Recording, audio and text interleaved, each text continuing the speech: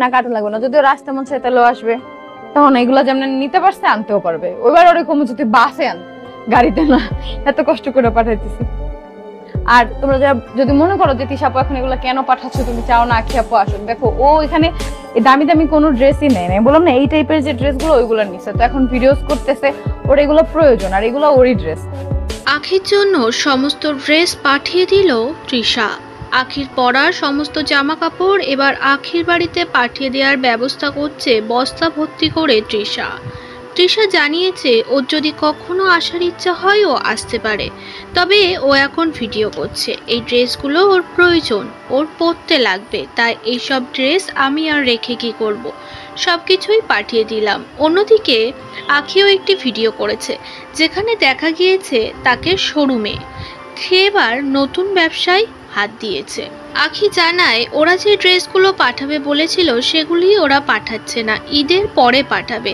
তবে আমার ছেলেকে যদি ওরা কখনো দেখতে আসতে চায় আমি বাধা দেব না, ঈদে ওরা আসতে পারে আমার ছেলেকে দেখতে, আমি চাই ওরা দেখতে আসুক আয়াসকে। আখি তুমি যে ভিডিও করে দিলা না, তিশা যে তোমাকে ড্রেস পাঠাইছে না আপু, ওই বাসা থেকে আমার জন্য ড্রেস পাঠানোর কথা ছিল, বাট এখন নাকি ওরা নিয়ে আসবে না ড্রেস, বলছে যে সাইমনকে দিয়ে হচ্ছে ঈদের পর আর কি পাঠাবে। এই জন্য হচ্ছে আমি আর তোমাদেরকে কোনো কিছু দেখাইতে পারিনি, এটা তোমরা ভুল বুঝো না। ড্রেস আসলে অবশ্যই আমি তোমাদেরকে দেখাইতাম, হ্যাঁ তোমাদের সাথে শেয়ারও করতাম। এই যে যেমন আয়াসের দুধ ডাইপার দিয়ে গেছে, আয়াসকে এসে দেখে গেছে ওর আম্মু, তো এটা আমি তোমাদের সাথে শেয়ার করছি, কারণ আয়াসকে দেখানি আমার পক্ষ থেকে কোনো ধরনের কোনো বাধা কিছুই থাকবে না। এই যে সামনে একটা ঈদ আসতেছে, ঈদেও আমি বলবো যে সবাই এসে আয়াসকে দেখে যাক, এটাতে আমার কোনো সমস্যা থেকে দিই না।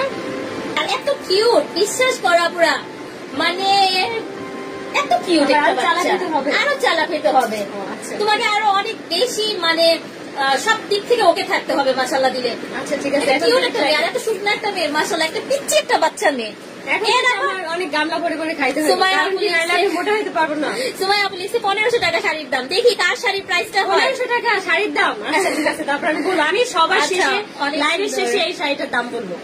আচ্ছা আখি আপু জামাইয়ের কাছে আর যাইও না ভাই, আমরা এইসব টপিকে আপু কথা বলতে চাচ্ছি না, জামাই নিয়ে আমরা কথা বলবো না, ঠিক আছে?